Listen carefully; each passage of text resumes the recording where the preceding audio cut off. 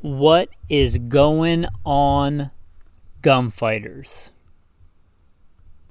Saddle up for another episode of Gunfighter Life, where we talk about gunfighting the right way with God at the center, Judeo-Christian values, and real-world first-hand experience.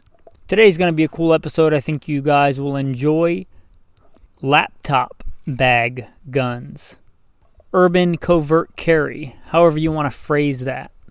Before we get into the day's topic, I'll mention goodshepherdtraining.com. There are ways to support the podcast on there if you would like to visit that. Again, goodshepherdtraining.com. With that, plug in the bio and then into the main topic. Who am I? A question we should all ask ourselves. I am, first and foremost, a servant of God, made in His very own image, a follower of Jesus Christ, a simple man called by God to the Great Commission to share the good news of Jesus Christ. Next, a little bit about my background and what God has allowed me to do and blessed me to do in life. Grew up what most would consider very poor in the backwoods of the southeastern and mid-Atlantic United States, hunting and fishing. Joined the Marine Corps at 17. Did a couple of combat tours in Iraq. So a decorated Marine Corps combat veteran. Infantry assaultman. I also served in the U.S. Army, both full-time and part-time National Guard. Also a veteran of law enforcement. I served with LAPD. I was a sworn peace officer, a cop for LAPD. I worked regular patrol assignments and more specialized assignments.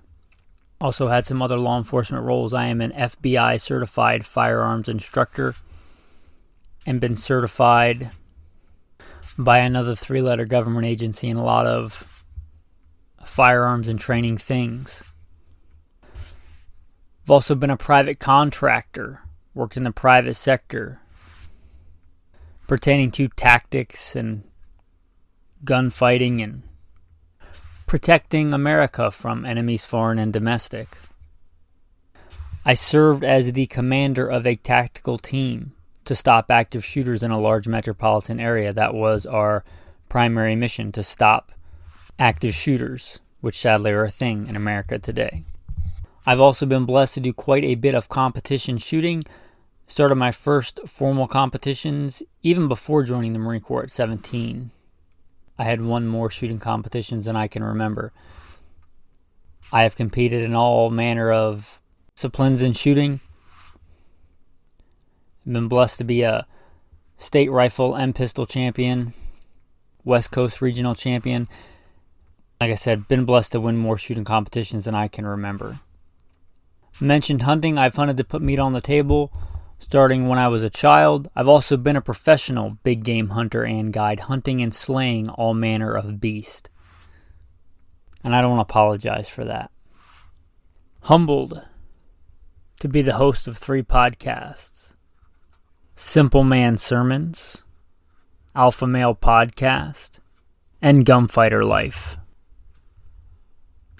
Obviously, as things not mentioned, I've been blessed to do many other things. But, again, first and foremost, I'm a servant of God, a believer and follower of the Bible, the Word, Jesus Christ. And I don't apologize for that. With that, let's transition into today's topic.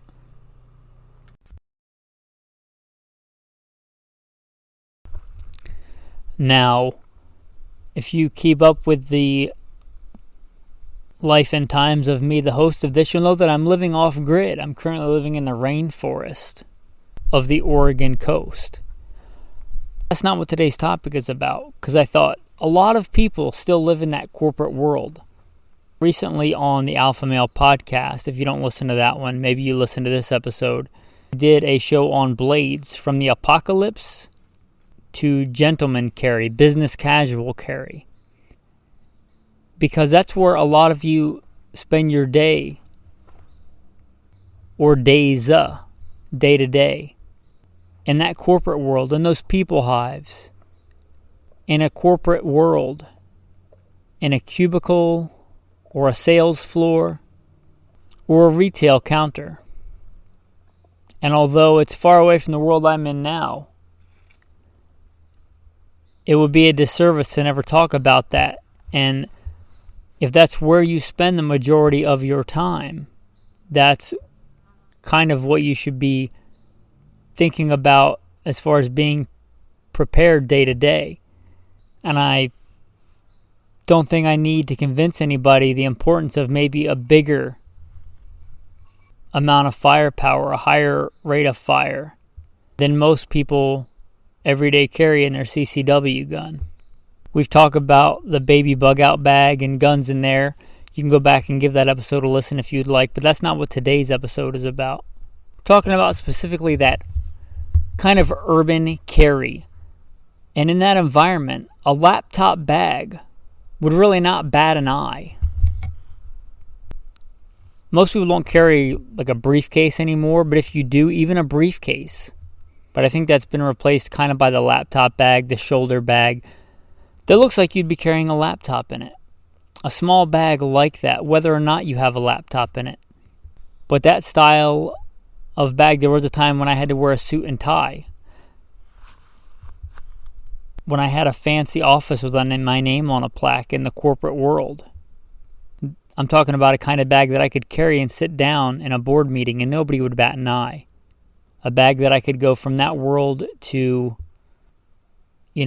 carrying it into the gym and putting it in a locker and nobody would bat an eye.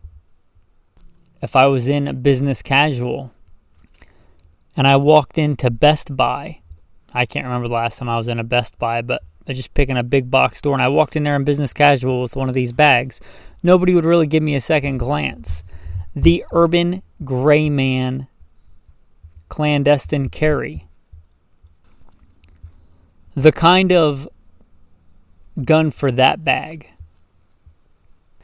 Because, active shooters are a thing. You heard that I was the commander of a tactical team for active shooters. Active shooters are a reality.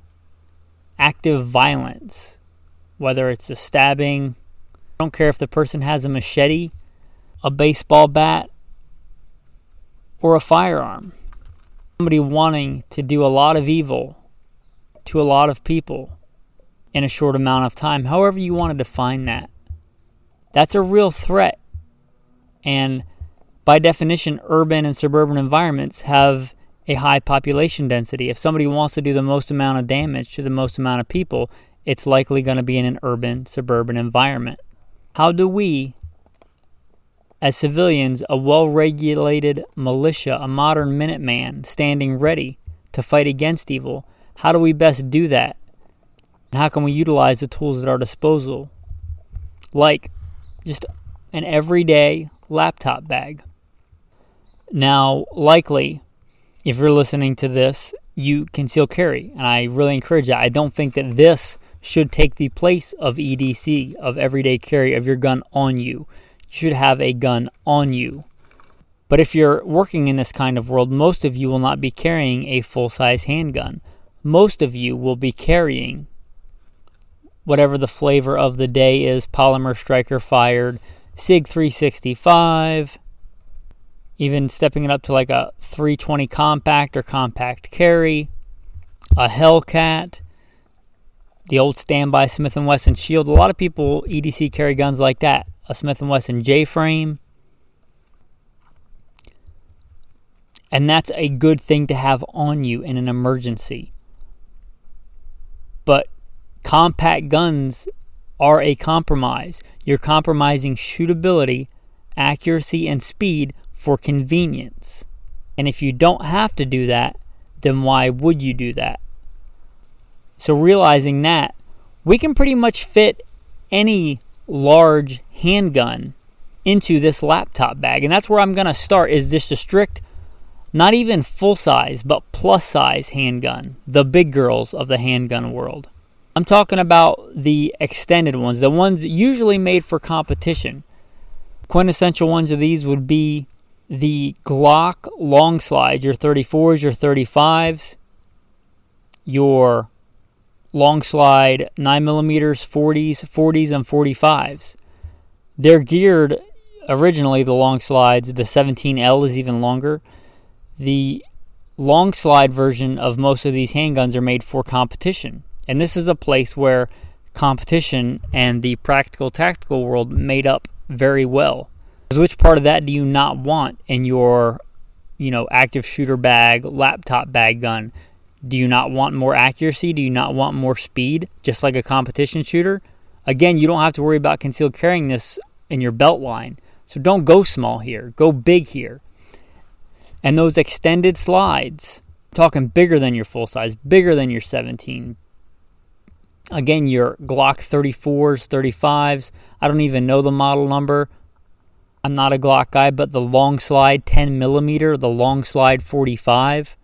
The big girls of the handgun world. I think these have a place in your laptop bag. Compact 10mm I would not advise for a CCW gun unless you live in bear country or something. But a full, even bigger than full, an extended slide, full frame handgun in 10mm can be quite controllable. So this is a place where that might actually be a practical gun, whereas it's impractical almost all other places. If you love 45, maybe this is the place for that tactical Wheaties box, that FNX 45, that giant frame 45 double stack handgun with an optic on it. Again, because you don't have to worry about concealing it on your belt line. Maybe this is a place for that. If you want to stick with 9mm, which I probably would, and not that there's not an argument to be made for the 10mm and the 45 in this role, I think there really is, and I think there's a lot of advantages. There's also a lot of advantages to the 9mm in that it's going to be cheaper and better to practice, cheaper and more economical to practice with. That's why when I got hot and heavy into competition shooting, I switched from a 45 to a 9mm. I'd rather be really, really good and expert with a 9mm than okay with a 45. And that applies here as well. Your Glock 34 for the Glock fanboys, and that's not my favorite. My favorite, the gun that I've won the most competitions with, would be great here. The Smith & Wesson M&P Pro long slide. Again, made for competition. It's a beautiful, well-balanced, fast-handling, very accurate gun. The Smith & Wesson M&P Pro, the long slide version. Mine has been around. Mine is so old, I got it back when the Gen 1s, back when they first came out. And it has a silver slide on it. Like a unfinished, what they are now, black slide. It's got the stainless steel slide on top. I have won more competitions with that gun than I can remember. That would be a fine laptop bag gun. And here's where you don't have to worry about size. You can throw the big oversized magwell on it to do speed reloads. You can go with the extended +3, +5, plus whatever magazines that are a little too competition-y for usually EDC, but they're not a bad choice for this. Again, going back to the Glocks, the 20 and the 33 round magazines or whatever aftermarket size you want. Again, you got more real estate here, so take advantage of it. Now, you do get to a point where they throw off the balance of the gun. Even if I had a gun like this, I probably wouldn't throw a 33 round mag in the gun if I was running, let's say, a Glock 34, because it just makes the balance really not what I'm used to. But a 20, 21 round mag, something like that would be just fine. So that'd be, again, probably my go-to recommendation is a plus size, full frame handgun. Your top picks for this, again, your Glock long slides, any of them. Your Smith & Wesson M&P Pros, the long slides. Your FNX 45, great choice, giant gun if you have giant hands. one of your SIGs with the X in the name, your X5, your X6s, anything like that. Again, they're meant to shoot fast and accurate. And that's a place where you want this, both in the tactical and the practical and the competition arena. And there's seems like a new polymer striker fire handgun coming out every week, so I can't keep up with all of them. One of my go-to fighting handguns when I was the commander of a tactical team, what I carried more than anything else, STI 2011. I guess now they're Staccato. But that's a big gun. It's bigger than almost the vast majority of most people, I should say, are going to carry on their person every day. Now, I was carrying in a full war belt, so it wasn't really a factor for me. But you talk about shootability, speed, and accuracy. The Staccato or STI 2011s, they are the Ferrari of the handgun world. They're fast, and they are a fast-handling machine, and they are super accurate. They are just a beautiful, beautiful gun. Again, it's in a laptop bag. You're not, doing low crawls through ditches with it. You're not Navy SEAling it with this gun. We're talking about an urban, suburban world. The gun's going to be relatively clean, well-maintained. Talking about fast, accurate, with a lot of capacity, and a beautiful, just breaks like a glass rod trigger. The STI 2011 is it. Staccato 2011. I'm old school. None of mine are Staccatos. They're older STI guns, but they are just phenomenal. Honorable mention: if you love 1911s and you love 45, this might be a place for the older para ordinances. They're not really coveted like I think they should be. They're kind of undervalued, but a double stack 14 round 45 1911. This would be a great choice for this, going back to the 45. Now moving on, can we get even more? Can we get even more firepower in a laptop size bag? Can we fit it in there?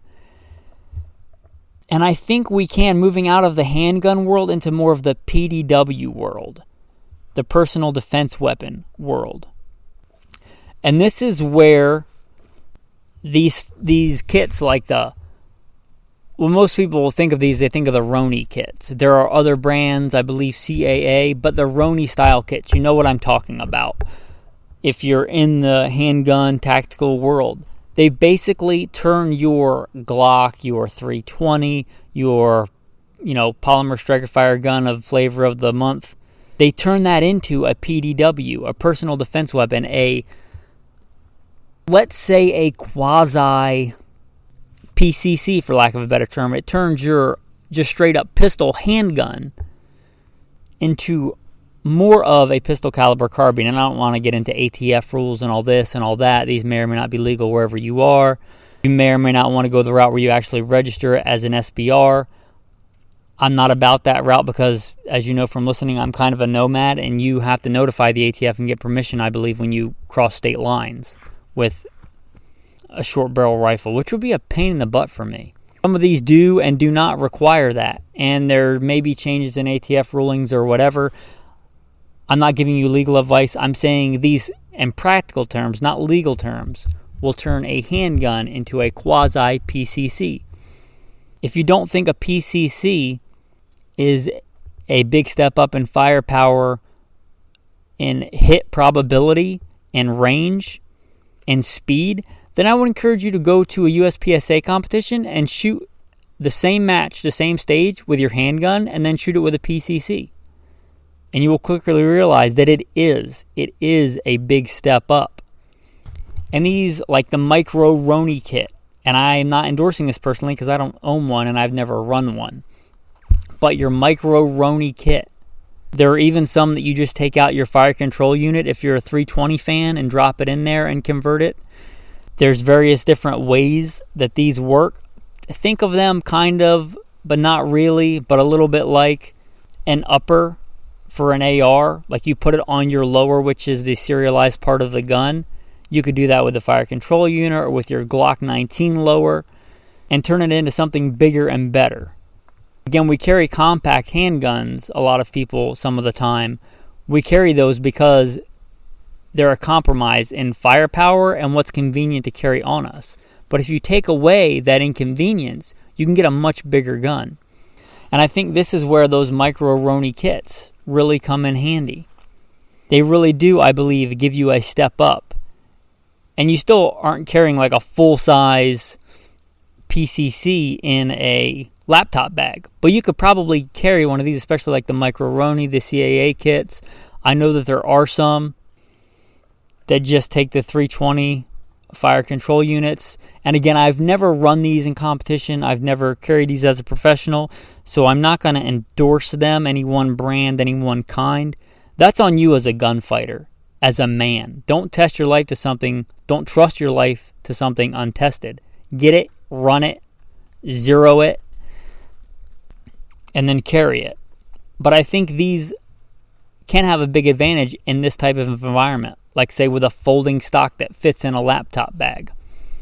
I think if you step up from there, not that you can't do it, but if you're getting into something like a Draco or one of those like mini AKs or something, I think you kind of step out of the realm of laptop bag. I think you're going to be too big and too heavy and too bulky to kind of be inconspicuous in this laptop bag world. So that's where I'm going to cut it off for this. We could do a whole episode on duffel bag guns and move up a little bit, but I'm going to draw the line there on these micro pistol caliber carbine kits, for lack of a better term. So what else? Now, I don't want to turn this laptop bag into the mini bug out bag. We did a whole mini bug out bag episode on Alpha Male Podcast. Hope you listen to that. If this intrigues you, that will probably intrigue you as well. But I don't want to turn this into that, but I think you should have some accessories. Again, you don't have to conceal this handgun on your person. So I'm not a big fan of weapon-mounted lights for concealed carry. I just think they make the whole package too big and bulky. And I carry a full-size handgun. But I think this is a place where you do want that weapon-mounted light on your gun. And you don't have to go with a small one. You can go with a big weapon-mounted light on your, plus-size handgun or your micro PCC conversion kit. Put a weapon-mounted light on there. Again, it's not really going to make much difference. You don't have to conceal it on your person. Also, a decent optic. On my carry guns, my go-to carry guns, I usually run the Trijicon RMRs. They're great. They're small. You could step up to a bigger optic on this, a more robust optic with a bigger field of view. Again, faster target acquisition. You don't have to worry about concealing it, so don't make the compromise. Maybe this is where you want to step up your power. We talked about stepping up calibers to your 10mm 45. I think that makes a lot of sense here. You could also just run plus P+, assuming your gun will handle it. Check with your manufacturer and blah, blah, liability, blah, blah. But plus P+ ammunition, which is not uncommon in a 9mm, I really like the 9mm BPLE. I ran that as a law enforcement officer, really liked it. Ran that at the FBI Training Academy. It's a good round. It's a good street-proven round. It is a hot load. It's going to be even more velocity out of your longer barrel, extended barrel handguns. And there are other plus P+ loads. The Ranger, the Winchester Ranger, I think it's 127 grain plus P+. But assuming your gun will handle it, stepping up to more power, because you're getting a much bigger, heavier gun, it's going to be easier to control. Whereas there might be a large difference in recoil if you're carrying, say, a Glock 19 and a regular 9mm and a plus P+ load.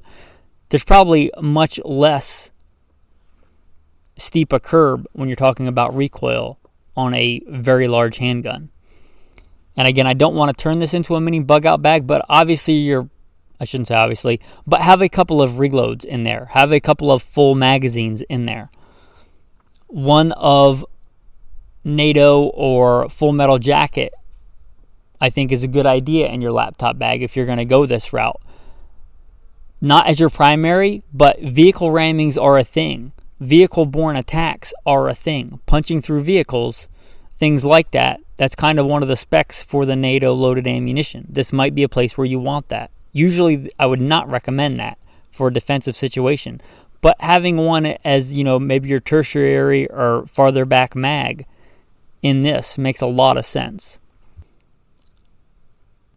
And without throwing a bunch of extra crap in here, I'd throw a tourniquet or two in there. Because if this is for a large-scale gunfight, I'm talking active violence, mass violence scenario, even if you, God willing, come out of it unscathed and unscratched, there's probably going to be quite a few victims. So having a few tourniquets in there is going to be a good idea.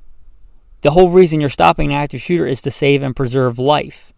You shall love your neighbor as yourself. Having a few tourniquets in there to save the people that have already been shot is a great idea. I'd throw a couple of tourniquets in there, and that's probably where I draw the line. Again, I wouldn't turn this into a baby bug-out bag. I wouldn't throw a compass in there, and I wouldn't throw a fire starter in there, and I wouldn't throw a Quest bar or a Snickers bar in there. I'd draw the line there, tourniquets, handgun, extra mags, light, optic, maybe a fragmentation grenade. Just kidding. We can't have those as civilians, but that would be pretty handy for an active shooter scenario in some certain circumstances.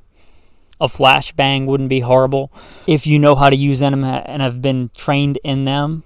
If you likely have not, if you're listening to this as a civilian, but if you've been trained in them, they're quite effective, or can be quite effective.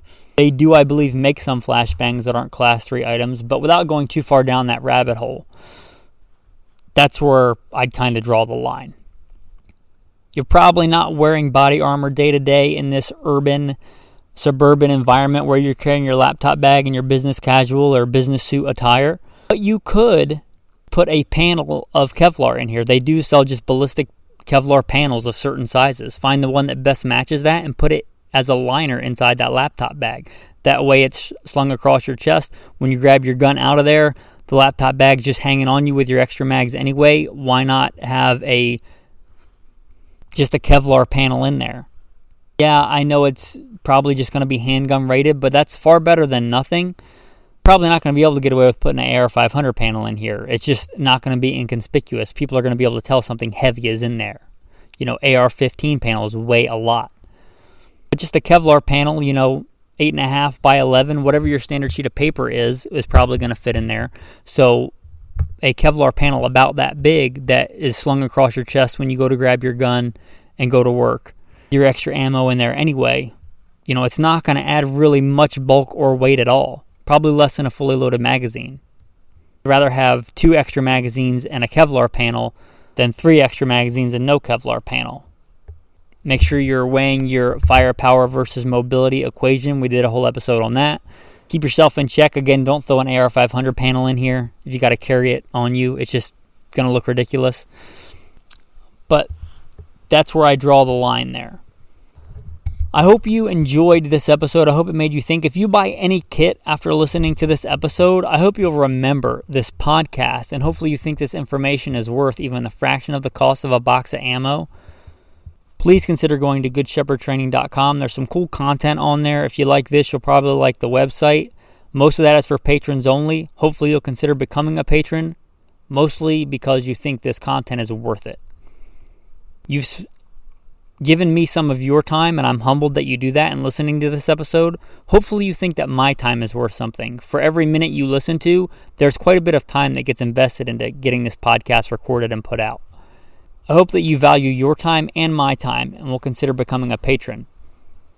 There's a really cool group on there of like-minded men where we bounce ideas off each other.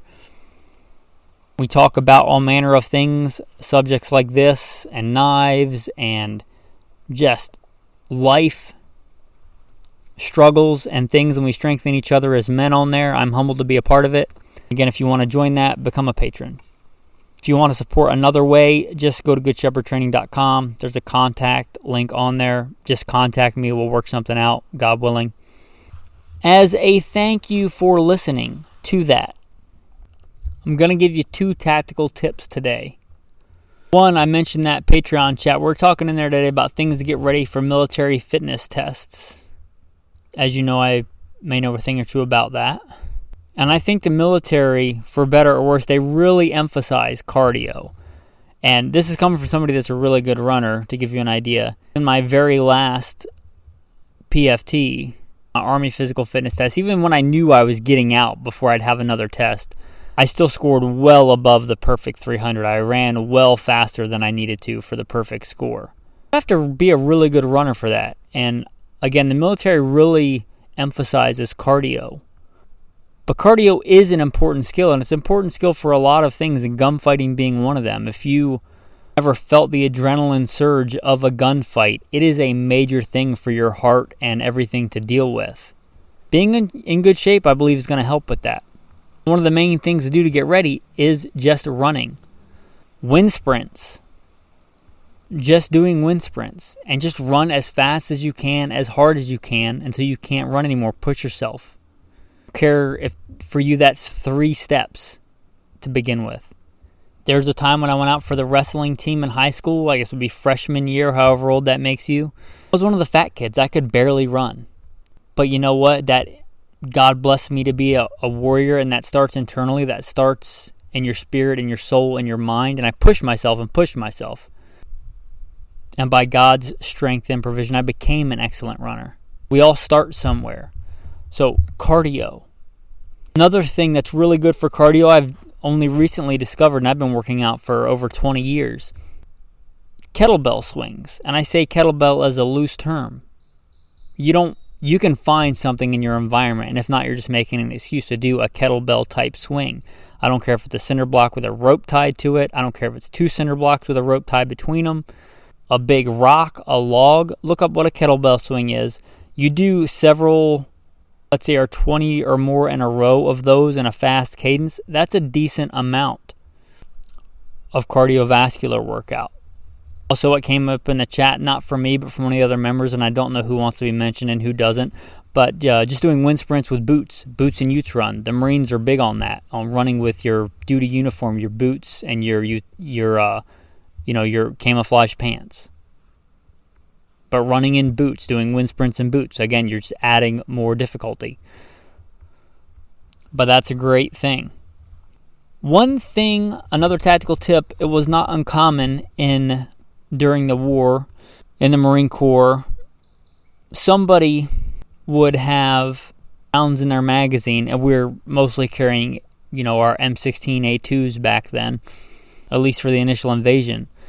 But anyway, the SAW, the squad automatic weapon, the light machine gun, would have tracer rounds, and we would sometimes get those tracer rounds for the M16, and there were several different tactics on this, but let's say you put, you have a 30 round mag, you probably load it to 28, but, third or fourth from your last round, you make one of those a tracer round.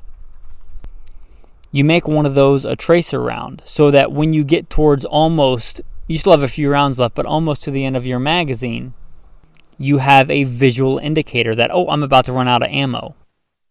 You can do this with your laptop bag gun. You can load it, let's say you have a 20 round mag in there, and you have, 4 20 round mags. On your 27th or 28th round or whatever, you could put a tracer in there. A pretty visible cue that, hey, I'm about to have to do a reload. I know that they make tracers for 9mm, and I believe they probably make them for the 40 and 45. So you may want to consider this just a box of these, and you're not going to need very many, if they're going as an indicator. So there's your second tactical tip of the day. Right. The moment you hopefully have all been waiting for. The tactical verse of the day. Coming at you from James 1. Happy is the man who remains faithful under trials. For when he succeeds in passing the test, he will be given life, the prize which God has promised to those who love him. If a man is tempted by such testing, he must not say, "This temptation comes from God," for God cannot be tempted by evil, and he himself tempts no one.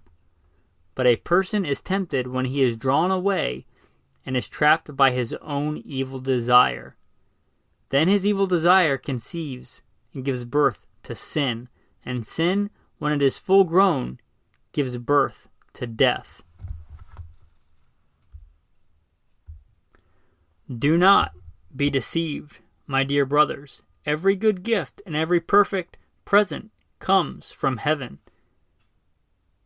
It comes down from God, the creator of the heavenly lights. Thanks for listening, men. Have a blessed day.